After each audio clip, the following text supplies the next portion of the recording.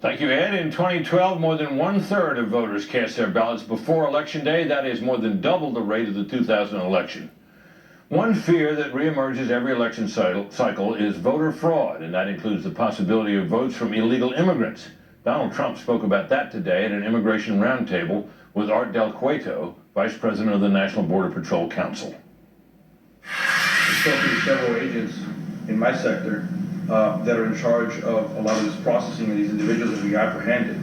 A lot of them do have criminal records, and the problem that we're seeing, and that's being reflected to us as the voice, is that some of these individuals that we're apprehending with criminal records, they're not, I mean, they're checking the records, they're noticing that they have criminal records, but they're setting them aside because at this point they're saying immigration is so tied up with trying to get the people that are in the waiting list, hurry up and get them their immigration status corrected, make them citizens, so they can go ahead and vote before the election.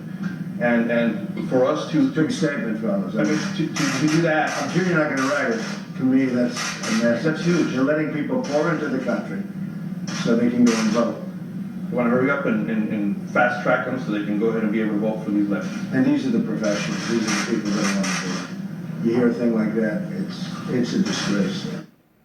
John Fund, National Affairs Correspondent for National Review, joins me now from New York. John, you've had your eye on this issue for a long time. What are you seeing? We have an honor system in all the 50 states. If you want to register to vote and vote, the only thing that prevents you from voting if you're a non-citizen is checking a box saying you're a citizen. We don't have any kind of verification on that. We have evidence all over the country the last few weeks, whether it's Virginia, Pennsylvania, Illinois, that non-citizens are on the registration rolls and they can easily vote. This story that came out today reminds me that 20 years ago this month, the Clinton campaign, the Bill Clinton campaign in 1996, had a program called Citizenship USA. They were rushing 1 million people through to premature citizenship.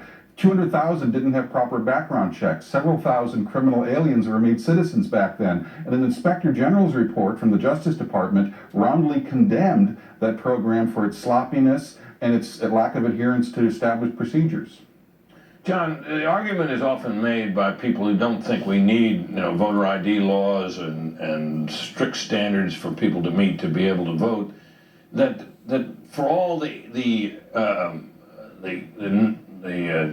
evidence that we have through anecdotes about people voting fraudulently or improperly, that it doesn't add up to enough to have made a difference in any election. What do you say to that? Well, in 2008, Al Franken finally won the Minnesota Senate race by 315 votes. We now know there were 1,200 felons who voted illegally in that election. There were also a lot of non-citizens who voted in that election, enough to make up the difference. Al Franken became the 60th vote for the Democrats in the Senate that enabled them to break the filibuster in Obamacare. We have Obamacare today in part because Al Franken was elected or declared the elected senator and cast the deciding vote on Obamacare. Yeah, and I guess people must have forgotten about Florida 2000, in which the tiniest number of votes made all the difference. And could happen again this year. Yeah, I also have to ask you about the notion that the notion that fraud won't matter. It seems to me is contradicted by the fact also that you have a lot of down ballot races in which the volume of votes is much smaller than it is in a Senate race and certainly in a presidential race, where cheating could much more easily make a difference.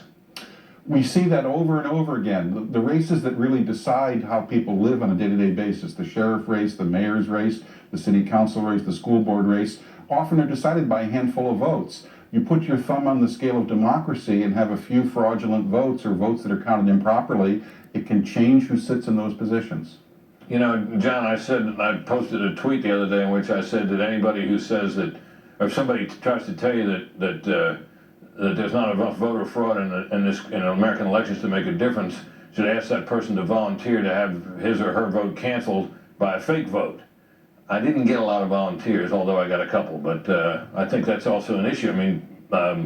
Every vote's supposed to count, right? Isn't that one of the Democratic Party's mantras of not too long ago? We have two civil rights. One is a right that we fought for in the 60s to make sure everyone can vote without intimidation, without poll taxes and other barriers. We need to keep that fight going. There's another civil right. Everyone in your audience has the right to have their ballot cast and not have it canceled out by someone who's a felon, someone who doesn't exist, someone who's dead, someone who is a non-citizen. That is also a civil right. We need to protect both civil rights. John, thanks very much. Always good to see you. Watch out for